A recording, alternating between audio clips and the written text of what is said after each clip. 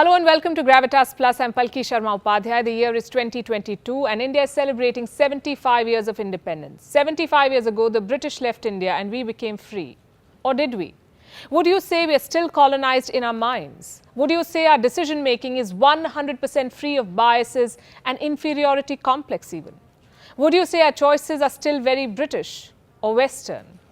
When the British colonized India, they were desperate to legitimize their rule. So they came up with the theory of the white man's burden. They built smokes and mirrors around civilizing India, painted themselves as a superior race. The British were superior, we Indians inferior. Thomas Babington, or Lord Macaulay as you would know him today, brought English education to India. His purpose was to hammer in the inferiority complex. They introduced an education system that hailed the British as superior in science, arts, even morals.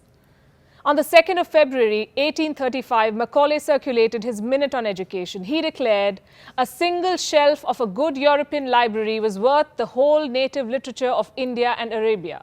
Quick fact check. The Mahabharata is lengthier than Homer's Iliad and Odyssey combined. The Mahabharata has more than 200,000 lines. Iliad and Odyssey have 30,000 lines each. The Ramayana too is 3 times as large as Iliad. Anyhow, Macaulay did not hesitate in selling lies or spelling out his design. He said British education was meant to create a class of persons, Indian in blood and colour, but English in taste, in opinions, in morals and in intellect. The idea was to make the West aspirational. Do you think Macaulay was successful? I think he was. We're speaking in their language after all. Look around you. Many educated Indians today are very English in their taste. Some have become indifferent to their own culture. Do you remember when Coldplay performed in India? That concert was sold out. Do you remember when Justin Bieber played in India? Newspapers said the madness was unprecedented. But year after year, Indian classical singers performed to empty halls. Indian classical dancers get no audience.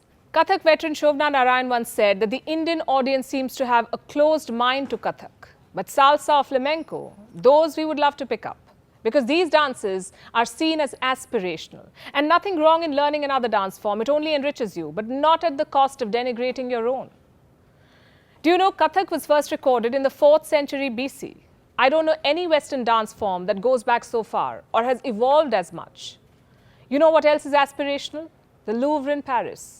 One photo of it on our Instagram and we have arrived. But India's National Gallery of Modern Art, which has one of the richest collections of contemporary arts, gets just 30,000 visitors a year. The Louvre in Paris gets 2.5 million visitors every year. The Tate in London has an annual footfall of 4 million. What explains this gap? Is it India's disinterest in everything Indian or the obsession with everything Western? Do we still blame Macaulay for this? Or our failure to invest in our culture? The reasons are multiple and the result is clear. Today an Indian dreams of becoming Western, aping the West or living the Western lifestyle. For an Indian, the West has become synonymous with advancement and modern living. But these are two different things, Western and modern. If only we could cure this 75-year-old colonial hangover, if only we could look through what Macaulay wanted us to learn, if only we could reconnect with our heritage, we would realize that it's us, the Indians, who have always been ahead of our times. Ancient India was aspirational, ancient India was advanced. Meet Bodhayana. He lived in 800 BC. He calculated what the world knows today as the Pythagoras theorem. Pythagoras lived in 570 BC in Greece. Most likely he picked the theorem from the Hindu sages he studied under. Have you heard of the Fibonacci number sequence? This is how it looks. Every number is the sum of the 2 preceding numbers. The world credits Italian mathematician Fibonacci for this sequence. But an Indian sage named Hemchandra wrote it long before Fibonacci. And Hemchandra was not the first, by the way. An Indian mathematician named Gopala studied these numbers long before Hemchandra or Fibonacci. Eurocentric textbooks will not tell you this. Macaulay would never want you to know this. An Indian invented zero, an Indian taught the world how to calculate the value of pi, an Indian invented the decimal system or the binary digits, or the heliocentric theory about the solar system. It was Aryabhat who first proposed that the earth is round, it rotates on its axis and revolves around the sun. Today we learn about Copernicus. We wear t-shirts and sweatshirts of NASA. But 1,000 years before Copernicus, Aryabhat determined the diameter of the earth. He also determined the diameter of the moon. The culture of science in India dates back 5,000 years.